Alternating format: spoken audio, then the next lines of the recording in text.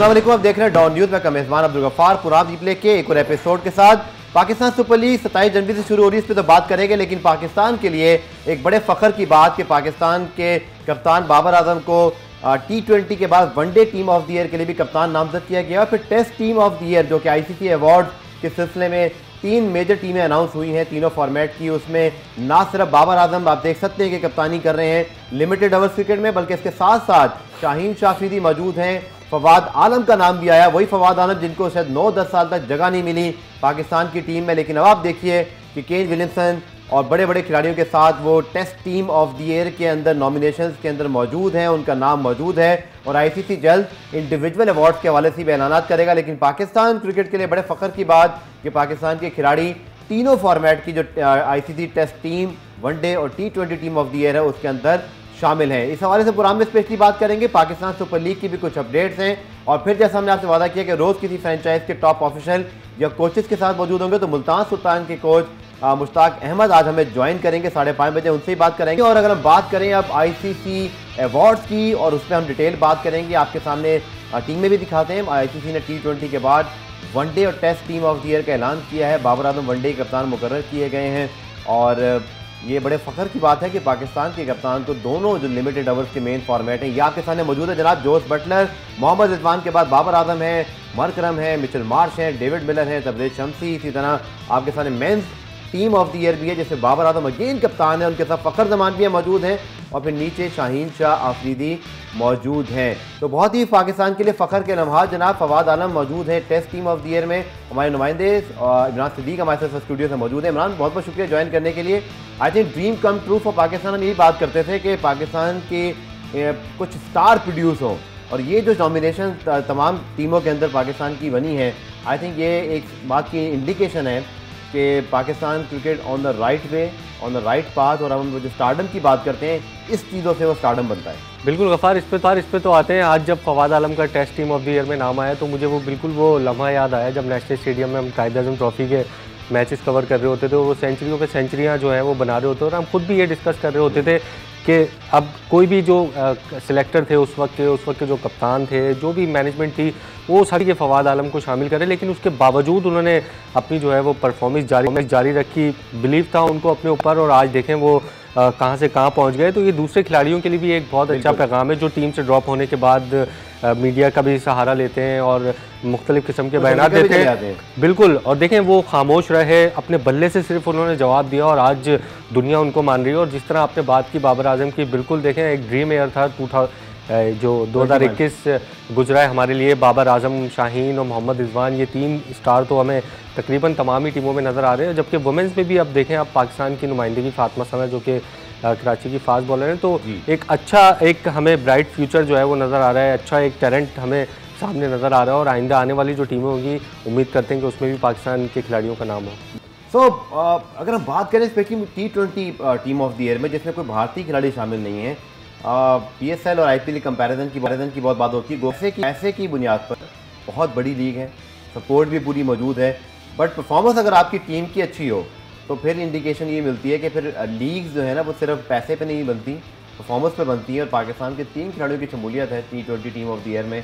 और IPL दुनिया की सबसे बड़ी लीग, भारत का इतना टैलेंट वहाँ खेलता है, और पिछला साल इतना उनका अच्छा नहीं गुजरा, और देखें कि कोई खिलाड़ी उनका शामिल नहीं है। बिल्कुल, सिर्फ T20 में नहीं, भारत के लिए अगर 2021 को हम कहें कि ड्राउना ख्वाब है, तो वो कम नहीं होगा। क्योंकि देखें अब विराट कोहली पहले T20 से अलग हुए, फिर अब वनडे से अलग हुआ, और अब उन्होंने टेस्ट से भी जो है वो क़यादत छोड़ दी है। तो ये बहुत अचानक फैसले हो रहे हैं। आपको पता है क्या खिचड़ी बन रही है BCCI में।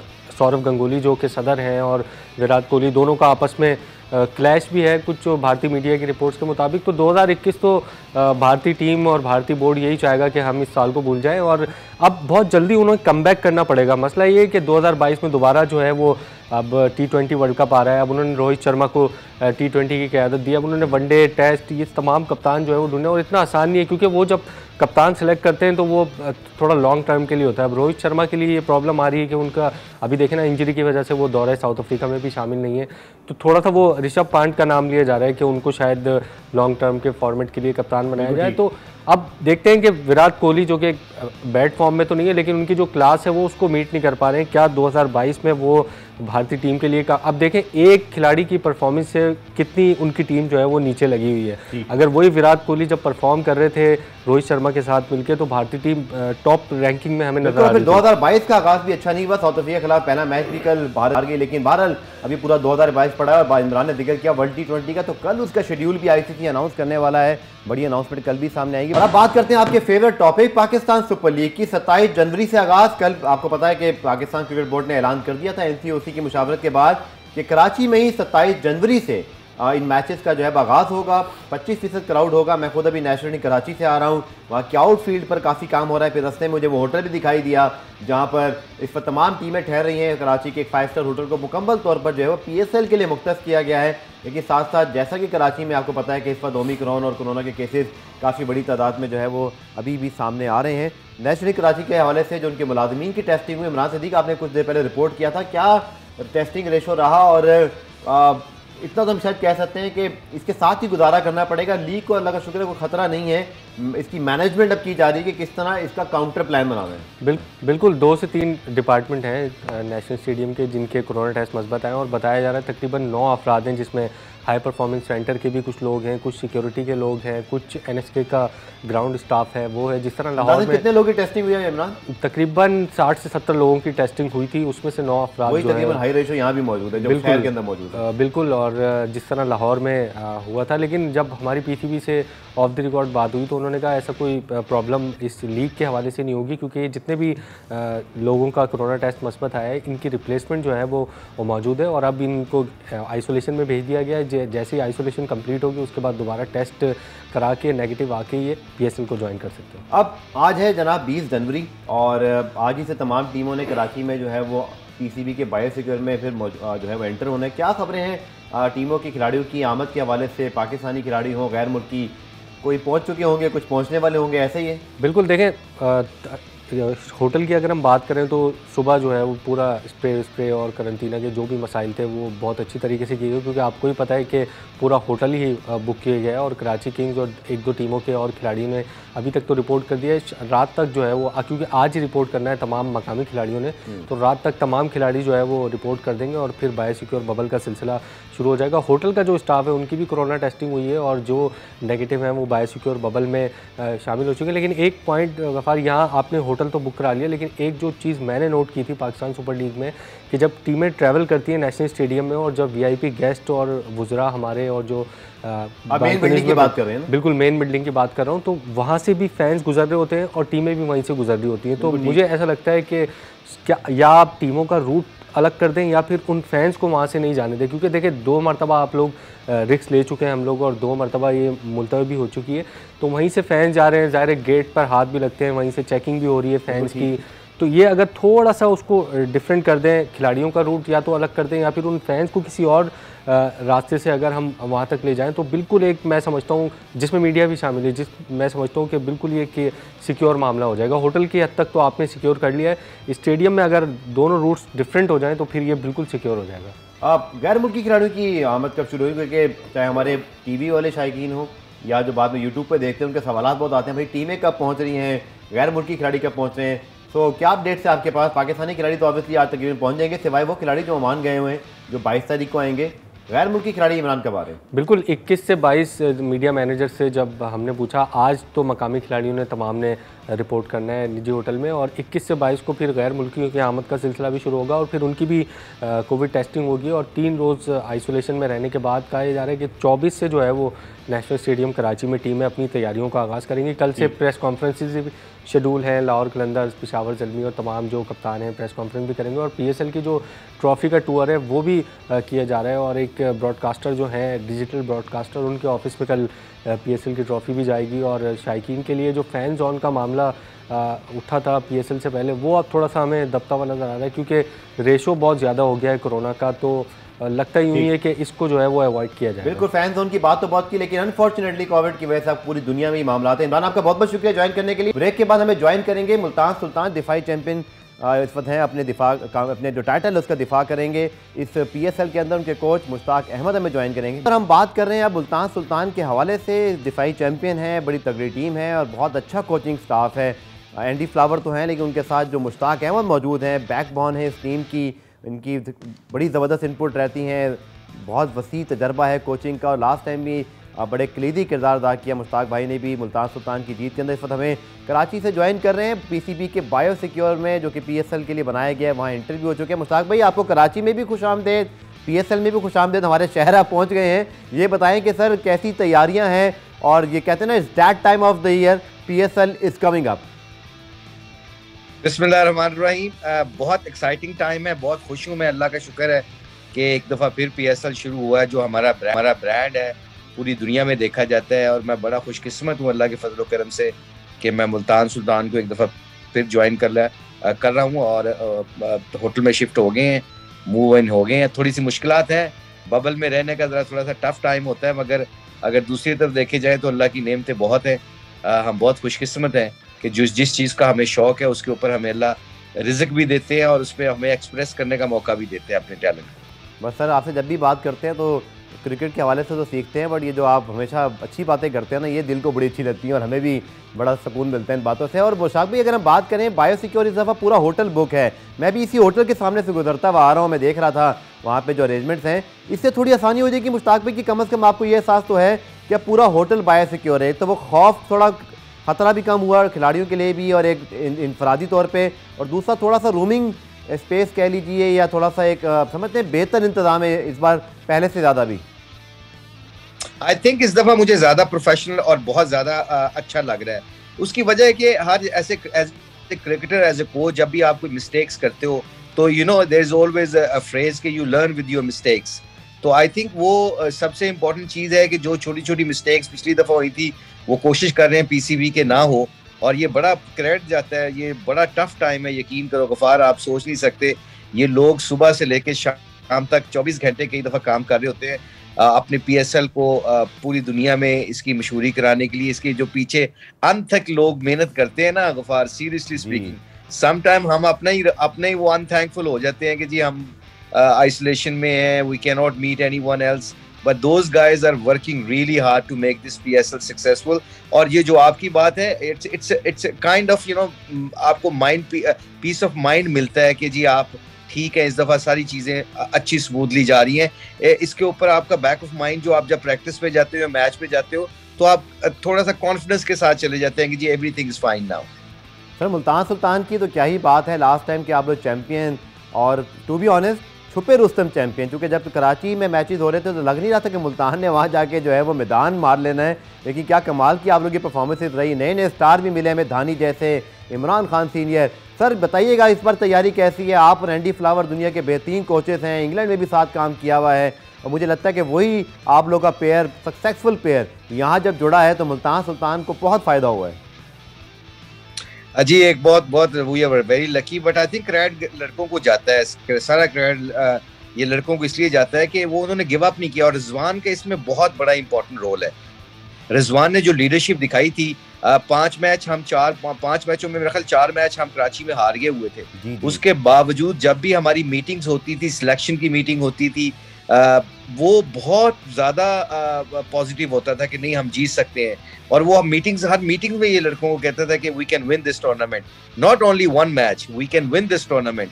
और हर दफ़ा कहता था। I think coming from leader and believe, जो लीडर का होता है ना, वो प्लेयरों के अंदर इंडल्ज होता है। आई ऑलवेज बिलीव दैट कि अगर आपका कप्तान स्ट्रॉन्ग होता है और कप्तान का बिलीव तगड़ा होता है ना, तो आपकी ग्राउंड की परफॉर्मेंस बड़ी तगड़ी होती है। इसलिए बहुत इंपॉर्टेंट है कि एज ए कोचेज जितने एक्सपीरियंस अल्लाह ने हमें दिया, एंडी का, मुझे जो अजहर था, अब जो गिब्सन आया है, रिचर्ड हैसल है, जितने भी हमारे कोचेज हैं, आई थिंक हमारा रोल ये बन जाता है we have to be very good organizer. और जो छोटी छोटी जो आप मैनेजमेंट की स्किल्स होते हैं ना, फिर आपने वो इंडिविजुअल लड़कों के साथ करने होते हैं। ये फ्रेंचाइज क्रिकेट में coaching is all about to managing people on right time.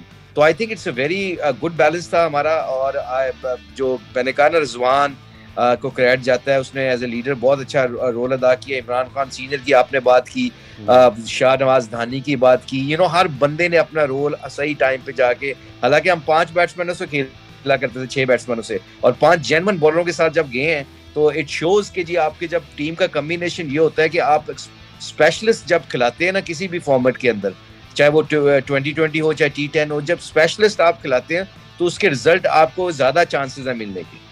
हाँ मुश्ताक भाई, इस बार जब आपकी टीम बनी है, ड्राफ्ट के बाद रूल्स ऐसे हैं कि आपको कुछ तब्दीलियाँ करनी पड़ती हैं, कुछ बताइएगा।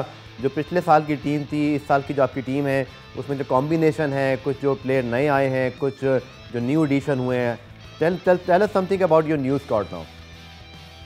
आई थिंक जो थोड़ा मेरा और एंडी का एक्सपीरियंस है, क्योंकि हम थोड़ा सा फ्रेंचाइज क्रिकेट को काफ़ी कोचिंग करते हैं, बाहर जाते हैं, जैसे T10 में है या कैरिबियन लीग भी है, आप इंग्लैंड में भी मेरा कॉन्ट्रैक्ट है, तो उस एंडी का भी है। तो हमने ये असेस करते हैं ड्राफ्टिंग से पहले कि असल इम्पोर्टेंट चीज़ ये है कि हमें हमारे कॉम्बिनेशन को क्या चाहिए, कैसी कंडीशन है कराची लाहौर की, पिचें कैसी हैं, उन पिचों के ऊपर हमें कहाँ पे स्ट्रेंथ मिल सकती है, कहाँ पे हमने टीम को ज़्यादा मजबूत कर सकते हैं। तो आई थिंक अगर देखा जाए तो नंबर 6, नंबर 7, नंबर 8, नंबर 5 से लेकर नंबर 8 तक जो बैट्समैन है ना, यू नीड मोर ऑलराउंडर्स इन 2020। इसका मतलब बिल्कुल ये नहीं है कि आप इफ एंड बट्स पे चले जाएंगे, कि छोटी छोटी बैटिंग कर ले, छोटी छोटी बॉलिंग कर ले, ऐसे नहीं। ऑलराउंडर्स का मतलब जैसे ओडियन स्मिथ को हमने उठाया था, हमने जैसे विली है, डेविड विली है, you know they proper batsman and same time they can ball 4 overs. Anwar Ali है, रुमान रईस पे हमने चांस लिया है, आपका इमरान ताहिर आ जाता है। तो बॉलिंग में भी हमारे पास हमने पूरे गए। और ये जो नंबर 6, नंबर 5 से लेकर नंबर 8 तक है ना गफार, ये बहुत अच्छा कॉम्बिनेशन होता है, क्योंकि यू नीड स्ट्राइकर्स देन, क्योंकि वहां पे गेम खत्म करने के लिए आपको छक्कों चौकों की जरूरत होती है, and you need solid cricketers. And same vice versa, अगर आप बॉलिंग कर रहे हो तो आपके पास 2-3 बॉलर ऐसे होने चाहिए जिनकी पेस 135 के करीब हो, 140 के करीब हो, ताकि वो जाके मिडिल ओवर में विकेटें भी दिलवा सकें। और अपने एक दो सवाल है मुझे भाई, आपसे मैं जरूर करूंगा। हिंदुस्तान का जो टाइटल जीतना था, इसमें जो बहुत ज़्यादा एक स्टोरी पॉपुलर हुई, वो है मुशी भाई शाहनवाज धानी की, और आप उनके बड़े करीब रहे as a bowling coach. Tell us something about Dahani. जब ये पहली मरतबा सीजन पिछले साल शुरू हो रहा था से लेकर अब तक, ये बड़ी ज़बरदस्त सर जर्नीज़ और स्टोरीज़ हैं जो PSL में डेवलप हुई हैं।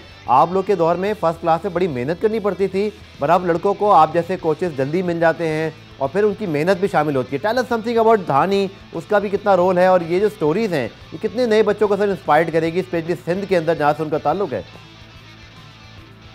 ये गफार, सबसे पहले तो क्रेडिट उन कोचों को जाना चाहिए जो रीजन कोचिंग करते हैं। रीजन के कोचों को इसलिए देता है कि साल 1.5 साल से धानी खेला है कराची से, तो आई थिंक उनको जाना चाहिए। ये हमारे पास जब आते हैं almost they are ready to go. यहाँ पे उनको एक्सप्रेस करने का PSL is a great platform for any young cricketers like Shahnawaz Dahani हो गए, शादाब खान हो गए, और कितने लड़के आए हैं जो एकदम इस प्लेटफॉर्म की वजह से उनको एक्सपोजर मिला है। तो ये शाहनवाज धानी के सबसे बड़ा है उसका करैक्टर है, वो he is special guy, you know like energetic है, वो ड्रेसिंग रूम को उठा के रखता है हर सिचुएशन में। जब चीजें अच्छी नहीं चल रही होती तो ऐसा बंदा आपको ड्रेसिंग रूम में चाहिए होता है। और मैं देखता हूँ गफार कि उसको इंग्लिश मेरी तरह बिल्कुल नहीं आती, मगर वो हेजिटेट नहीं करता, he is not worried about getting fair scared of के जी मुझे मेरा मजाक उड़ेगा या मेरी अंग्रेजी का कोई। वो हर बंदे से, मुझे याद है कराची में यहाँ पे ब्रैथविक के साथ जो वेस्ट इंडीज का ऑलराउंडर है, उसके साथ बैठ के गप्पे लगाता रहता था, उसके साथ क्रिकेट की बातें करता रहता था, और हम इतना एंजॉय करते थे। और आपको कई दफा प्रेशर, जो इर्द गिर्द के लड़के होते हैं ना, वो जो मैच का बहुत प्रेशर ले लेते हैं, ये ऐसे करैक्टर जो होते हैं उनके ऊपर भी प्रेशर ऑफ कर देते हैं। तो आई थिंक ये शाहनवाज धानी का सबसे बड़ी स्ट्रेंथ जो उसकी बॉलिंग के साथ साथ स्किल के साथ साथ है ना, उसका टेम्परामेंट है। मतलब वो बड़ी सी बुरी कंडीशन में हो, सिचुएशन खराब हो, वो बॉलिंग करते वक्त उसकी बॉडी लैंग्वेज बड़ी तगड़ी होती है, और ये उसकी स्ट्रेंथ है। और बाकी एज यू सेड, जो सिंध से उसकी जर्नी शुरू हुई है, सफर शुरू हुआ है, 95% क्रिकेटर्स के they came from very humble background, but what happen कि जब वो एक्सप्रेस करते हैं तो उनको पता चलता है, पूरी दुनिया के क्रिकेटर्स जो पाकिस्तानी क्रिकेटर्स हैं उनको पता चलता है कि you can achieve your goals from nowhere. Sir आखिरी सवाल आपसे कि जो पिछली बार भी कराची में मैचेस हुए थे, फिर यूएई में मैचेस हुए, हमने देखा बहुत सारी टीमें कहीं कुछ बेहतर खेलती है, कहीं दूसरी जगह जाके बेहतर खेलती है। अब कराची और फिर लाहौर है, हमारी पिचेस को देखते हुए सर आप क्या समझते हैं कि स्पिनर्स का रोल इंपॉर्टेंट रहेगा या बॉलर्स का, हाई स्कोरिंग मैचेस? आपकी क्या असेसमेंट है जो कराची में लास्ट टाइम मैचेस हुए और फिर जब लीग अब लाहौर जाएगी? देखें, ड्यू फैक्टर की कंडीशन को सामने रख के आपने सिलेक्शन करनी होती है। ड्यू फैक्टर का बहुत रोल होगा कराची में भी और लाहौर में भी। कराची में लास्ट टाइम अगर आपको याद होगा कि सेकंड टाइम को जिसने भी बैटिंग की थी वो जीत गया था, 200 पे 200 हो जाता था। तो आई थिंक इस दफा जो लड़के जितनी भी फ्रेंचाइज होंगी, I am sure they will rely on the batting and bowling in the same time कि जी सबसे इंपॉर्टेंट क्या है कि आपके बॉलर्स मैच आपको कैसे जिता सकते हैं जब कंडीशन आपकी बैटिंग फ्रेंडली हो। तो आई थिंक लाहौर में स्पिनर्स को ज्यादा फायदा होता है कराची की निस्बत। अब डिपेंड करता है कि इस साल कंडीशन पिच की आपको देख के फिर आप अपनी राय को कायम कर सकते हैं। अदरवाइज देखा जाए तो वैसे कराची और लाहौर की जो पिचें हैं वो बैटिंग फ्रेंडली होती हैं। वहां पे 180 190 पार स्कोर होगा, 170 के करीब 170 to 190 पार स्कोर होगा। जिसकी बॉलिंग और फील्डिंग तगड़ी होगी I think they have a better chance to win this trophy. बहुत बहुत शुक्रिया मुशीब भाई, आपके और आपकी टीम के लिए बहुत सारी नेक ख्वाहिशात तो पूरी पाकिस्तान सुपर लीग के लिए भी, और उम्मीद करते हैं कि इंशाल्लाह पाकिस्तान एक मरतबा फिर कामयाबी से इंशाल्लाह आगे बढ़े और कंप्लीशन की तरफ बढ़े। पुरानी देखने का शुक्रिया। कल दोबारा से मुलाकात होगी, तब तक के लिए अल्लाह हाफिज़।